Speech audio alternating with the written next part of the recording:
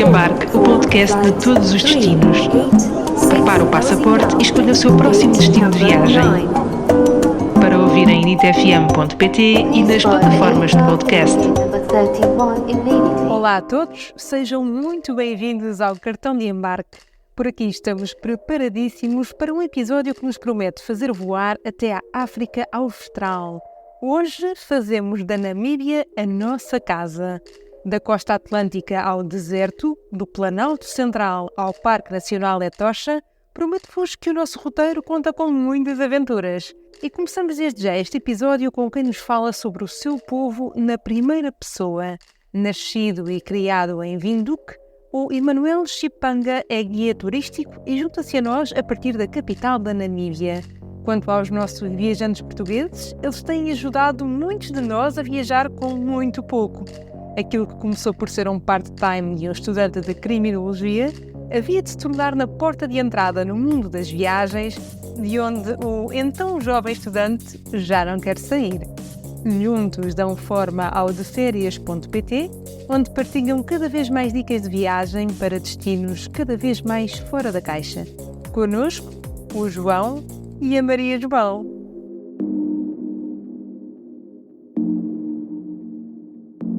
Olha, antes de mais, obrigado pelo convite e eu vou deixar as senhoras começarem primeiro a apresentação. Então, o meu nome é Maria João, não é? Como sabem, somos dois apaixonados por viagens, mas também por cães. E quando não estou a trabalhar, grande parte do nosso tempo livre é passado a viajar. Pouco tempo passamos em casa e então acaba por surgir cada vez o desafio de procurar sítios mais diferentes e sítios que ainda não tínhamos ido ou por aí. E foi também nesse sentido que nós acabamos por ir à Namíbia. Falando de mim, tenho 30 e poucos anos, uma vontade enorme de viajar quando não estou a trabalhar. Trabalho no Hospital de São João como ortopedista e já conheço o João, o senhor de férias, há muitos anos. E desde a faculdade temos viajado num registro que tem ficado um bocadinho diferente ao longo dos anos, mas sempre bom. Pronto, eu não acrescentaria muito mais. Eu sou o João, acho que basicamente eu não tenho formação nenhuma nesta área e comecei por acaso num part-time que me apareceu da faculdade, em que naquela altura, isto em 2015, peço desculpa, em 2015, 2016, em que pronto, era um part-time, um trabalho remoto, que naquela altura ainda era extremamente raro para um estudante universitário, em que lhe diziam, olha, tens que procurar voos baratos e não tens horário, fazes trabalho às horas que quiseres. E achei perfeito e concorri numa esperança muito tenue e depois fui aceito, passado um mês, e agora estou aqui. Isto foi evoluindo e agora estou aqui. Mas sim, partilhamos os mesmos gostos, essencialmente de viajar e com os cães. Não sabemos qual deles é que nos faz gastar mais dinheiro, mas tirando isso, a nossa vida é basicamente trabalhar e viajar. Não fazemos muito mais, não temos muito mais hobbies do que estes. É assim, se eu não me engano, a primeira viagem internacional que nós fizemos até foi aos Picos da Europa. Foi uma coisa que era autocarro, campismo. Com a escola? Sim. Ainda. Escola secundária. Escola secundária, sim. Mas a primeira viagem de avião foi a Munique, que foi um achado 12 euros ida e volta, uma coisa assim. Portanto, primeiro o que nós procurávamos era aquela viagem que o estudante podia pagar. Aquelas pequenas capitais europeias. Agora procuramos cada vez sítios, para além da nossa bucket list, que já fizemos, felizmente, muitos dos sítios que queríamos, procuramos aqueles sítios mais diferentes. Cada vez mais nós orientamos também as nossas viagens um pouco com o interesse das pessoas que nos seguem, não é? Porque o nosso projeto também é tentar ajudar as pessoas e dar conteúdo gratuito e facilmente acessível e direcionado para aquelas pessoas que não podem viajar, não podem estar como nós sempre em trabalho e viagens, porque têm outras vicissitudes da vida, e facilitar ao máximo. E nós tentamos também, algumas vezes, se estivermos indecisos entre um destino e outro, ir a sítios em que sabemos que há interesse e que não há ainda onde podemos fazer alguma coisa para ajudar as pessoas que nos seguem. Mas muitas vezes são as pessoas que decidem o sítio onde nós vamos. Às vezes sim. Eu chego a casa e o João tem todo um concurso a acontecer nas stories e eu tenho que andar a pedir às minhas amigas para votarem no destino onde eu quero ir. Portanto, um equilíbrio sempre delicado entre os nossos viajantes e quem os acompanha diariamente nas redes sociais. Ora, escusado será dizer que este é o momento certo para perceber o porquê de terem rumado à Namíbia há cerca de 3 anos. Olha, mais uma vez voltando atrás, não era a primeira vez que eu tinha ido, ia ser a segunda vez. E isto porquê? Porque eu, enquanto trabalhava no Fly for Free ainda, a grande vantagem é quando apanhas aqueles preços mesmo bombásticos, tu és sempre o primeiro a pegar neles. E então havia sempre uma tarifa que era da TAG, que é a Transportadora Aérea de Angola, que dá para fazer um Open Jaw. Não sei se eu vou explicar o que é isto, que é basicamente um voo que, neste caso, era Porto Windhoek, que era a capital da Namíbia, com escala em Luanda, mas o retorno não era de Windhoek, era da cidade do Cabo. Pronto, isso é um Open Jaw, ou seja, o sítio de ou o sítio de partida é diferente do sítio de chegada, ou a cidade de destino é diferente da cidade de onde vais partir daquele país. Pronto. Ou seja, é uma coisa misturada. Não é ida e volta. Não é uma ida e volta típica. O que é que acontecia? Basicamente, o voo estava a 200 euros. E então eu falei com o meu irmão e telefonei-lhe e disse: olha, temos isto. E ele pega. E fui com o meu irmão. Porquê? Basicamente porque surgiu essa oportunidade e eu já tinha lido algumas coisas da Namíbia pelo facto, por curiosidade. E achei sempre um país muito, muito interessante, porque é um bocado África diferente. Não era bem aquela África que uma pessoa está habituado a pensar, não aquele norte da África, nem aquela África subsaariana, nem aquela África típica de safari, que as pessoas estão... Eu tive sempre uma curiosidade, e então surgiu a oportunidade e fomos. E eu adorei aquilo, e depois estava sempre a dizer a ela, pá, temos que ir, vais gostar, porque ela fica sempre um bocado mais desconfiada destes países mais exóticos, por causa das questões de se tivermos algum acidente, não...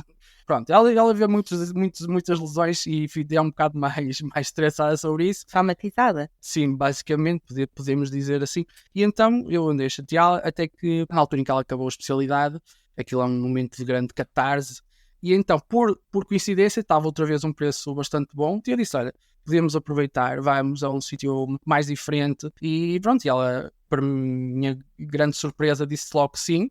Acho que era ainda do trauma do final de especialidade em que aceitava tudo. Se eu lhe dissesse, sei lá, faríamos de qualquer sítio, ela aceitava. Portanto, calhou a ser na Namíbia e pronto, lá fomos. Ok, já percebemos que esta não era propriamente a primeira opção da Maria João. Mas será que a nossa viajante acabou por se render aos encantos da Namíbia?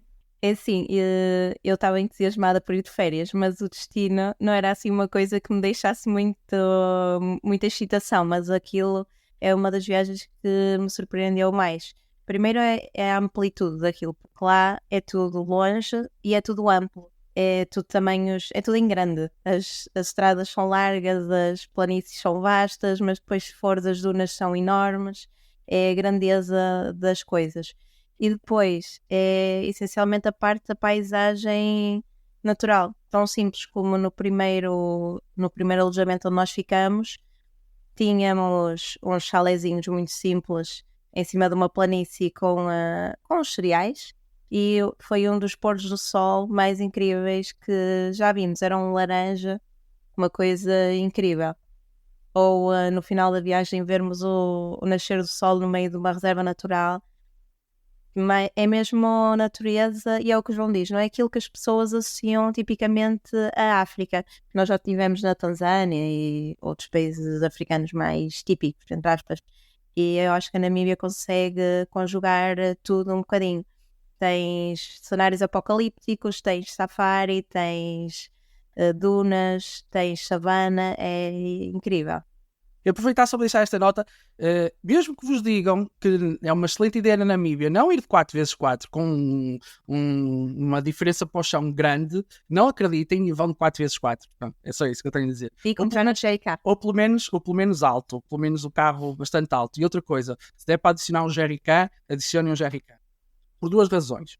A primeira por causa das pedras em baixo do carro, e a segunda é porque as estradas são muito, muito compridas, muito vastas e muito largas, e às vezes uma pessoa não consegue ver os buracos. E os leitos do rio. E os leitos do rio.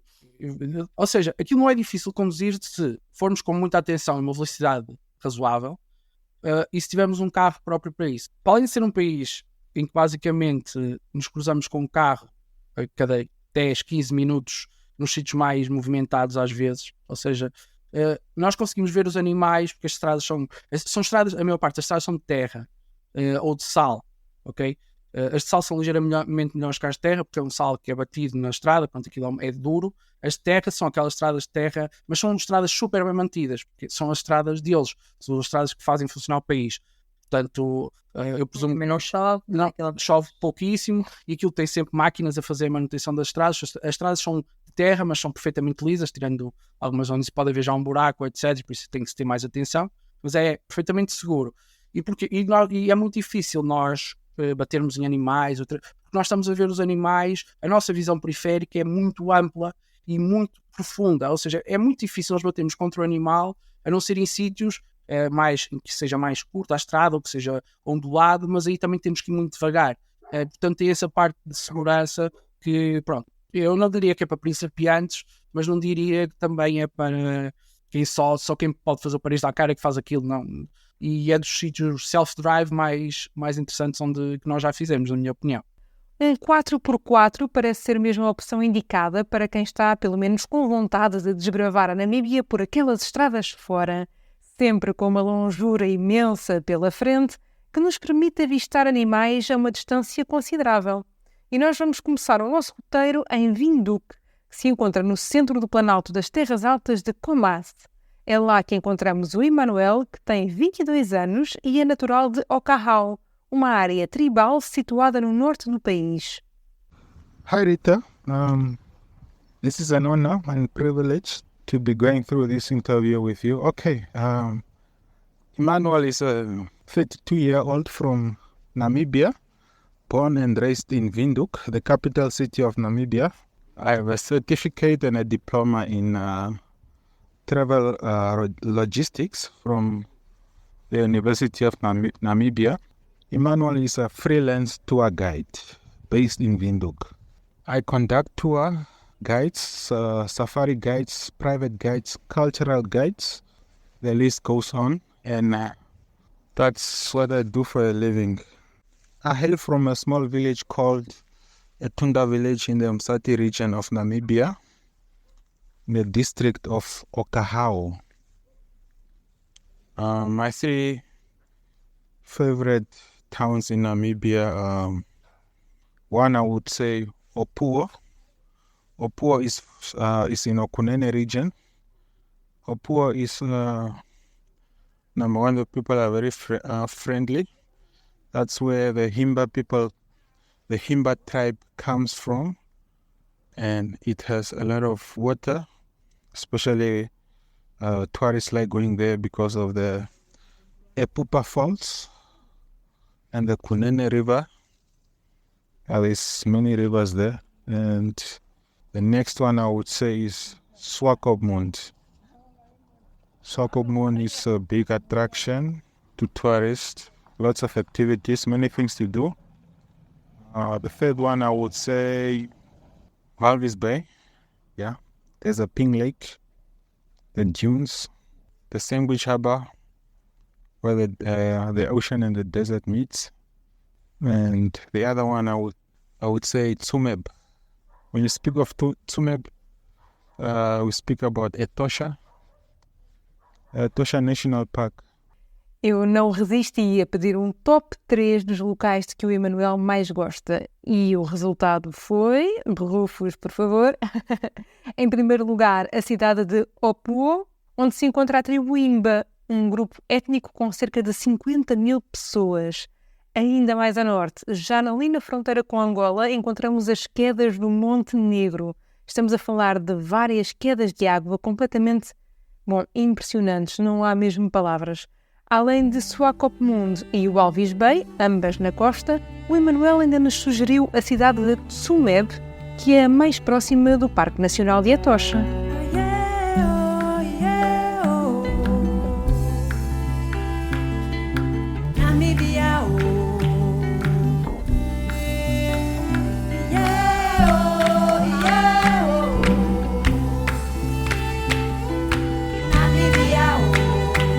A lot of tribes in Namibia. I come from a tribe called Ovambo people. Ovambo people are the majority people here in Namibia. For example, the president of Namibia is Ovambo speaking, Nangolo Mumba. And the two ancient tribes is the Ovahimba tribe and the Khoisan tribe, the San people. Normally we call them Bushmen people. The San tribe, normally they live in the bush. They are nomads. They don't really stay at one place for too long.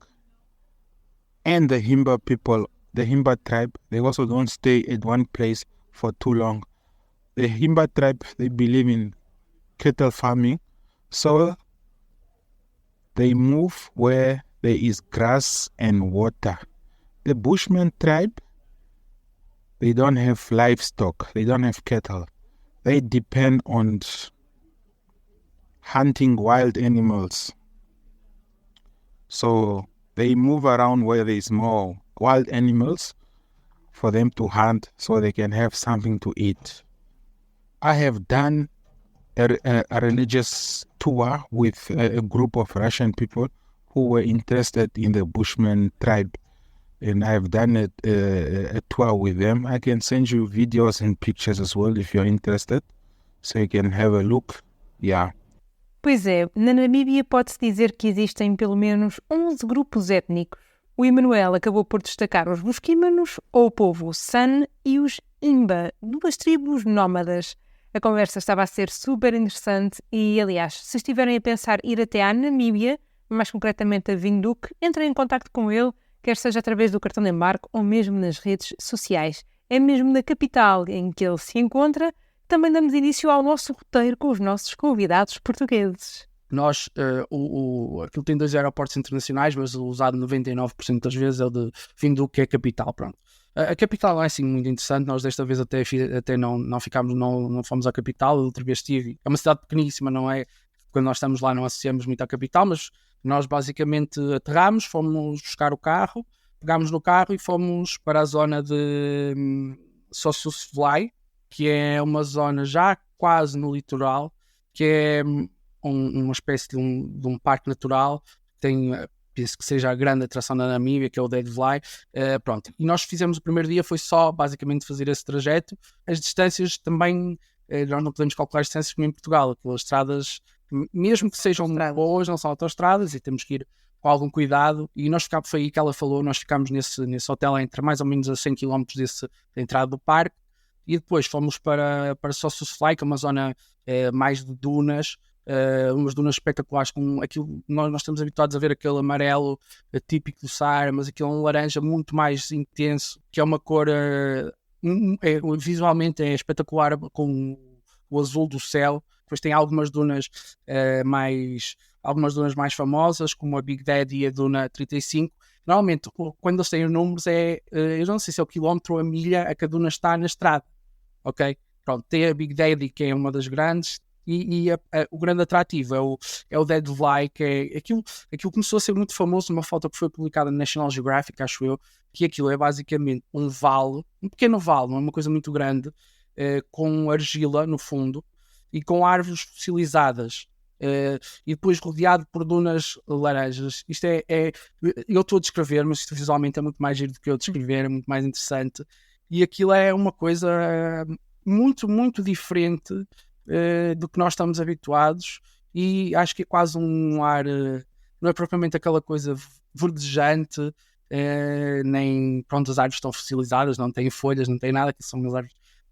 Mas o negro das árvores, que elas já são basicamente pretas ou cinzentas, e com o chão branco, quilômetro branco, quase branco, o sol torna-se branco, e depois com as dunas laranja à volta, que está rodeado de dunas bastante grandes, e aquilo é uma coisa visualmente muito, muito, muito fixe, e dá para tirar umas belas fotos e passear, dar lá uma volta engraçada, mas é o primeiro ponto que eu ressaltaria no trajeto. Um cenário, eu diria, um pouco apocalíptico e que parece ser mesmo memorável. Enfim, único. As imagens falam por si. O percurso haveria de voltar-se para o litoral, mais concretamente para Swakopmund, a segunda cidade mais populosa da Namíbia. Depois fomos para Swakopmund, a zona de Sossusvlei já começa a ser muito junto ao mar, já. Mas aquilo são dunas até mesmo ao mar, o que também é extremamente interessante, porque o percurso é giro, de Sossusvlei para Swakopmund. Peço desculpa. Ela é dislexica, mas eu é que estou agora.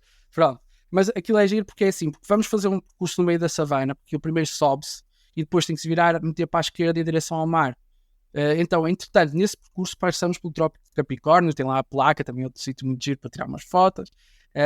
Pronto, e depois, à medida em que vamos subindo, vamos a uma zona, é uma zona mais típica da África, assim, uma savana bem ampla, com montanhas ao fundo muito altas, e depois, à medida que vamos metendo a meio, começa a trazer uma transição da savana para outra vez o deserto. E é muito interessante, porque o deserto vai até ao mar, portanto, que vamos no deserto até ao mar e depois chegamos ao Walvis Bay, que é um bocadinho antes, é só há pouco mundial. O Walvis Bay são as duas cidades ali da costa. O Walvis Bay é a cidade mais industrial e mais moderna. Não é bem moderna, mas a cidade mais industrial, e só há pouco mundo é a cidade mais turística. E estão para, eu não sei, para 20 km, uma coisa assim, uma da outra. Estão perto umas das outras. E nós optámos por ficar em Swakopmund porque era mais perto para o percurso a seguir. Mas o Walvis Bay tem duas coisas interessantes que dá para... que são giros, que é a maior duna da Namíbia. Dá para subir lá acima. É um pouco cansativo, portanto não vou... mas a vista de cima é espetacular, porque está-se na duna e vê-se o mar. No topo da duna, uma vista para o mar e aquilo depois é a areia à frente. A areia à frente vai descendo até à cidade, é muito giro. É muito giro para ver o pôr do sol. Pronto, e depois tem os flamingos também. Em Walvis Bay tem uma lagoa com flamingos, eles vêm só longe, não conseguem chegar muito perto, mas dá para ver lá os flamingos todos a passear. Swakopmund é uma cidade interessante e sui generis, porque estamos no meio da África e depois de repente vemos uma arquitetura quase colonial. Não, aquilo é arquitetura colonial, mas é alemã. A cidade, aquilo é uma cidade, nós às vezes parece que estamos numa cidade alemã, porque eles pronto, tiveram uma presença alemã naquela zona, e é interessante porque aquilo não é quase uma dissonância, porque nós estamos ali e estamos a olhar para aquelas casas e pensar, isto não devia estar muito bem aqui, isto não sei o que está aqui a fazer. E aquilo é uma cidade muito agradável para passear junto ao mar e tem cafés, restaurantes, super seguro, super tranquilo, e nós acabámos de ficar lá também por ser perto, e agora do próximo ponto da lista, que é a zona do Cape Cross. O Cape Cross é um cabo, tem lá literalmente uma cruz, um cruzeiro, que foram os portugueses que fizeram quando chegaram ali, puseram lá uma cruz. O Cape Cross é a parte interessante daquilo, é que tem uma colónia de focas, e tem muitas focas mesmo. Eu não sei explicar muito bem, mas basicamente aquilo chamam-se as fur seals, e tem milhares de focas. E aquilo é muito engraçado, porque a gente paga para entrar, não é? Aquilo é mesmo um pequeno cabo, uma pequena saliência, e basicamente entramos no parque, paga-se um valor simbólico, não é uma coisa elevada, saímos do carro, o cheiro é absolutamente terrível. Eu aviso, ela é médica, está habituada a cheiros terríveis, e eu disse-lhes assim, vocês preparem, são as duas médicas, portanto eu disse, vocês preparem-se que cheira mal. Não sei o quê, não cheira, nós já estamos habituados. Pronto, eu vou abrir a porta e depois vocês dizem que estão habituados. Não estavam. Máscaras ou alguma coisa. Depois uma pessoa habitua-se, mas no início é bastante mal, porque são milhares de focas à nossa volta. E aquilo literalmente tem uns passadiços, não é? Para a gente conseguir andar, mas muitas vezes as focas estão no meio dos passadiços, aquilo não tem restrições, elas andam lá tranquilas da vida delas, junto ao carro, junto aos passadiços, e aquilo é giro por causa disso. Vemos as focas muito pequeninas, focas bebês, elas a nadarem lá ao fundo, é muito giro. Tirando o cheiro, é um dos pontos que eu acho que gostamos mais de ver, porque elas, depois nós não estamos a contar com o barulho que elas fazem, que é assim um grito um bocado cómico, então é muito giro, é uma parte do dia que é bem passada. No dia a seguir fomos a Skeleton Coast. É uma zona que costa, como o nome indica, né? Que vai mais ou menos do fim de Cape Cross até ao topo da Namíbia, quase até lá em cima, até onde há estrada, pelo menos. Quando ela falou em cenários apocalípticos, é exatamente por causa disso, mas não tem a ver com o nome Skeleton Coast, é um erro que as pessoas cometem. Porquê? Porque tem muitos barcos encalhados. Alguns ainda bastante recentes, outros já só se vê o esqueleto, mas é muito interessante. Mas não se chama Skeleton Coast por causa disso, chama-se Skeleton Coast por causa dos esqueletos das baleias que davam à costa. E ainda se vê alguns, nós vimos alguns ainda. E depois temos uma coisa que é muito à Mad Max, e lá está, que são Explorações de petróleo antigas, e aquilo está ali no meio da planície, coisas grandes, estruturas grandes, metálicas, desgastadas pela brisa do mar, não é? Porque aquilo rói imenso, mas que nós simplesmente pode parar o carro e andar lá dentro, porque aquilo são coisas muito grandes, são do tamanho de casas, portanto dá para andar lá dentro. Era uma fábrica. Sim, zonas de perfuração, de petróleo e assim que eles deixaram lá, e aquilo é uma zona muito interessante, um bocado às vezes quase alienígena no aspecto de que nós não nos deviam deixar poder estar aqui. E depois, finalmente, fomos para Etosha. Etosha é um dos parques naturais, talvez a atração mais conhecida da Namíbia, que é o parque onde se pode fazer um safari self-drive. Aquilo é enorme. Aquilo é uma planície de sal gigante, ou seja, tem a vantagem de ser enorme e ser muito extenso, mesmo visualmente dá para ver para muito longe. Tem uma infraestrutura muito boa, nós chegámos, e ou seja, aquilo dá para fazer de duas formas. Fazer como eu fiz na primeira vez, que foi ficar fora do campo e comprar entrada e entrar. Nós desta vez ficámos num dos camps dentro do parque natural. O que são estes camps? São coisas geridas pelo turismo na Namíbia, acho eu ainda, e aquilo basicamente são campos vedados dentro do parque, ou seja, eles têm hora de recolher, têm hora de tudo, se não chegarmos à hora, eles fecham à noite o parque. Só que aquilo tem uma grande vantagem, a Namíbia é muito seca. Porquê que a época seca é a melhor altura para ir à Namíbia? Pelo menos para ver os animais. Porque como é seco, os animais aglomeram-se junto às zonas de água, aos pontos de água, que eles se chamam waterholes. E cada desses campos tem um waterhole. E esses waterholes são especialmente concorridos à noite. Por isso é uma vantagem muito boa ficar num desses campos. E não são muito caros, não são muito mais caros do que os campos no exterior. Portanto é uma vantagem. Não se espera, não podemos esperar grandes luzes. É só uma coisa simples. Quando digo simples, não é tipo uma tenda. No nosso caso foi um chalé com 2 quartos, torneira, casa de banho, duche, tudo perfeitinho. Não há nada a dizer. E aquilo tem um waterhole, ou seja, o que nós fazíamos depois de jantar, nós ficámos lá 2 noites ou 3 noites. Sim, 2 ou 3, talvez 3 noites. Sim, pronto. O que nós fazíamos depois de jantar? Jantávamos, não é? Os nossos noodles, porque aquilo não tem sítios muito... Sim, não há restaurante. Tem supermercado lá dentro, portanto não há problema. E tem restaurantes durante o dia. Portanto, depois dos nossos fantásticos noodles, saíamos, não é? Vestíamos o casaquinho, porque às vezes fica frio à noite, aquilo fica bastante frio, né? Íamos para o waterhole. Aquilo, o que é que acontece? No caso do Al-Ali, nós ficámos no Al-Ali Camp, que é o mais central. É uma zona ligeiramente elevada, sobe-se uma elevaçãozinha, aquilo tem escadas, não é? É 10 minutos a pé do camp, nem isso, da zona de onde estão as pessoas, e aquilo está uma zona elevada com holofotes, com sítios para sentar, aquilo é uma espécie de bancada, basicamente. Sim.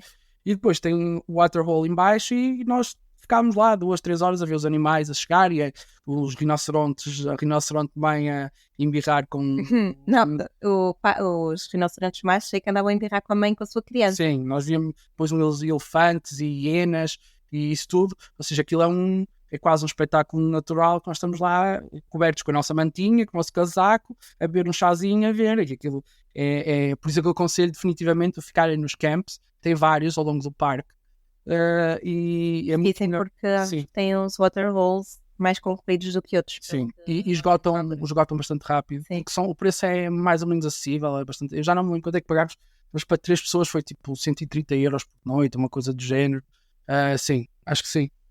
E com pequeno almoço incluído.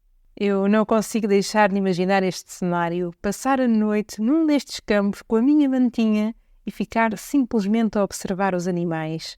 Até vos vou confessar aqui em primeira mão que nos últimos dias, por causa desta conversa, passei, digamos que algum tempo, a ver live cams de vários waterholes da Namíbia e, não deixo de ficar fascinada mesmo ao ver os animais simplesmente no seu habitat natural. Mas não podemos terminar a nossa viagem pela Namíbia sem falar daquele que foi um dos sítios favoritos da Maria João.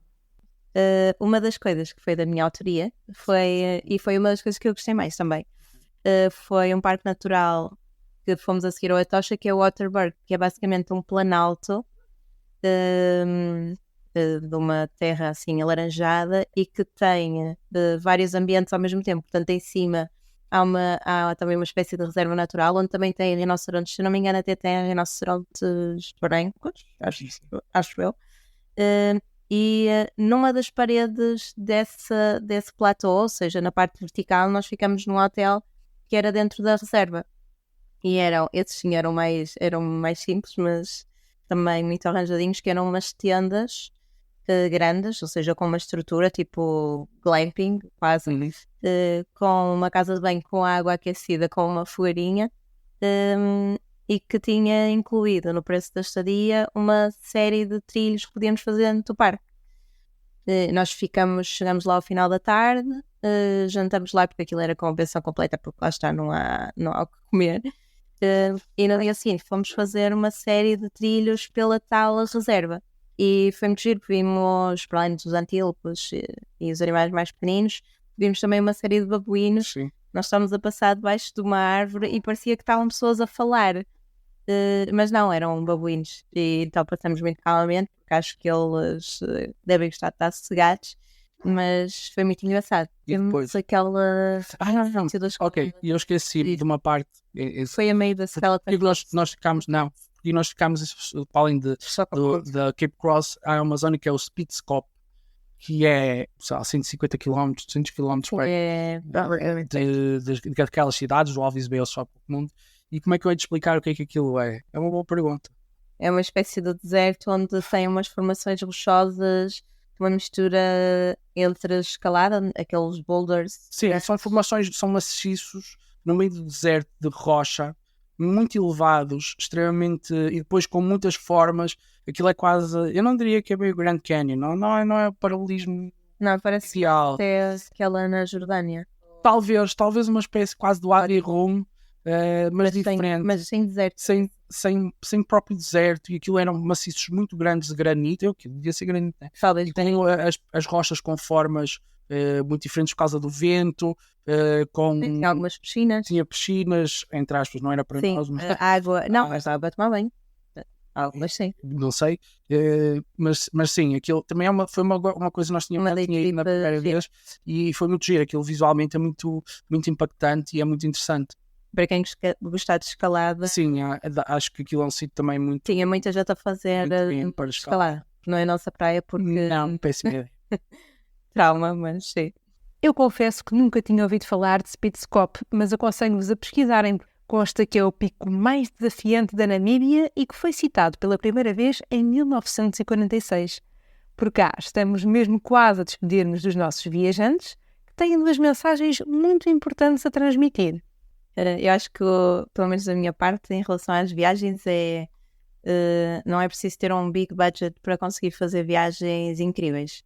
Nós somos muito abertos com isso e, por exemplo, na Namíbia, como também não queríamos estar desnecessariamente a gastar dinheiro a ir jantar a um sítio que não ia ser nada de jeito, às vezes podíamos comer uns instant noodles, outras vezes podíamos ir ficar num hotel de 300 euros. É tudo uma questão de equilíbrio. E muitas vezes prioritizarmos até as experiências, por exemplo, gastar mais dinheiro numa excursão do que ficar num bom hotel se virmos que só vamos lá dormir. E isto é aplicável a todas as escalas de viagem, não é? Seja uma viagem de 15 dias na Namíbia ou seja um fim de semana na Alemanha. E acho que atualmente qualquer pessoa pode viajar e ter viagens incríveis. E outra coisa que eu só queria acrescentar, basicamente, não tenham medo de ir a sítios. É que é uma coisa muito, muito nossa, muito português, de eu dizer à minha mãe, vou para a Namíbia, e ela, ok, o teu irmão vai ficar filho único, vou-lhe deixar as panelas a ele, vê lá o que é que tu fazes da tua vida, e eu tentar-lhe explicar, não, é perfeitamente seguro, não vai acontecer nada, não aconteceu, até pode acontecer para a próxima, mas desta vez não. E o que eu quero dizer com isto é que nós muitas vezes temos aquele receio de que vai acontecer alguma coisa. Tirando morrermos ou ficarmos severamente lesionados, a maior parte das coisas nós conseguimos nos desenrascar bastante bem. E acho que é uma das partes giras das viagens. A chave é mesmo arriscar. E é isso que os nossos viajantes vão continuar a fazer. Afinal, estão de malas praticamente prontas para ir ao Peru, seguem-se os parques naturais da costa oeste dos Estados Unidos e a Flórida. Chegamos assim ao final deste cartão de embarque, que se despede com aquela imensidão de focas no pensamento. Obrigada ao João e à Maria João por toda esta conversa boa e esta partilha. Obrigada também ao Emanuel por nos ter aberto as portas da Namíbia. Quanto a nós, até ao próximo destino.